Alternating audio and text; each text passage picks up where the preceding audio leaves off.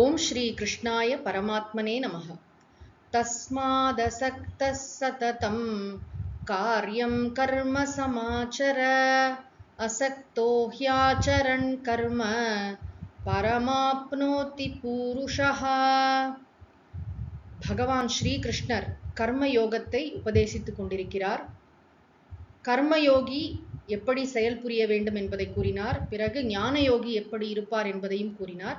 இப்பொழுது ஒரு கன்க்ளூஷன் மாதிரி தஸ்மாத், எனவே அர்ஜுனனை பார்த்து சொல்கிறார். அர்ஜுனனை போன்ற நிலையில் இருக்கின்ற நம் எல்லோரையும் பார்த்து சொல்கிறார். தஸ்மாத், எனவே அசக்தஹ, வார்த்தை ரொம்ப முக்கியம். அசக்தஹன பற்று இல்லாமல். பற்று இல்லாமல்னா என்ன அர்த்தம்?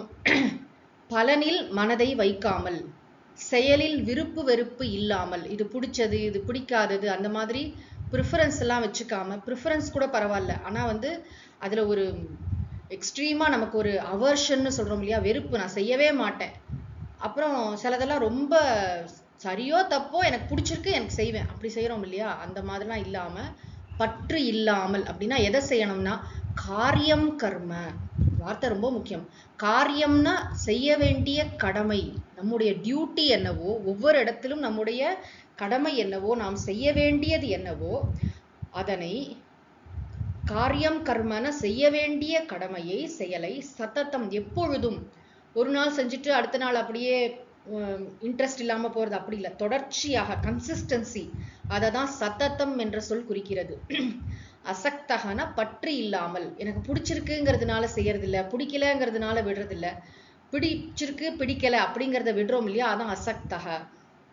பற்று இல்லாமல் காரியம் கர்ம, செய்ய வேண்டிய செயலை சததம் எப்பொழுதும் சமாச்சர, ஆச்சர, நன்கு கடைப்பிடி, நன்கு உற்சாகத்துடன் செயல் புரி, நன்றாக செய்.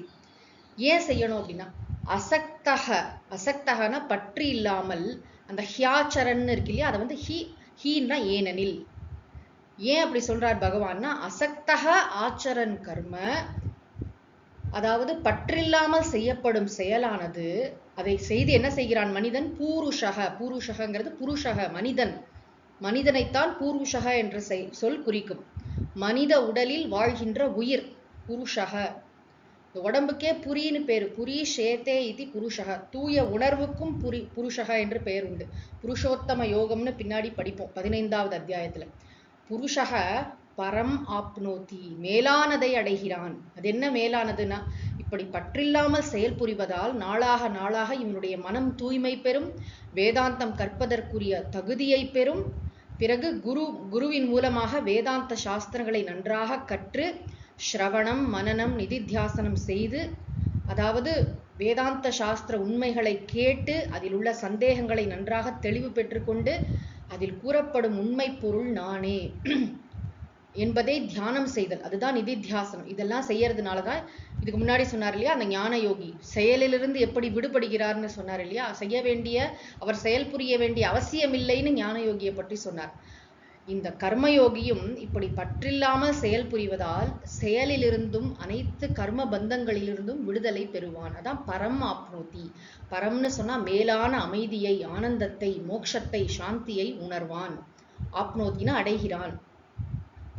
ஆக அசக்தக, அசக்தகன பற்றில்லாமல் செயல் புரியணும். இந்த ஸ்லோகத்துல நம்ம கவனிக்க வேண்டியது என்னன்னா, பற்றில்லாமல் செயல் புரியணும், எப்பொழுதும் இடைவிடாமல் தொடர்ச்சியாக செயல் புரியணும், காரியம் கர்ம, செய்ய வேண்டிய கடமையை தான் செய்யணும். அது பகவான் பின்னாடி சொல்ல போறார். நிறைய நேரம் நம்ம என்ன செய்வோம்னா, நம்முடைய கடமையை விட்டுட்டு இன்னொருத்தவங்களோட கடமையை வாரி போட்டுட்டு செய்வோம். ஏன்னா நமக்கு பிடிக்கும், நம்ம கடமை போர் அடிக்கும், பிடிக்காது, இன்ட்ரெஸ்டிங்கா இருக்காது, வேற யாரோ ஒருத்தவங்களோட வேலையை இழுத்து போட்டுட்டு செய்யறதுனால எப்படிப்பட்ட குழப்பங்கள்லாம் வருங்கிறத பகவான் கீதையில பல இடத்துல சொல்லியிருக்கார்.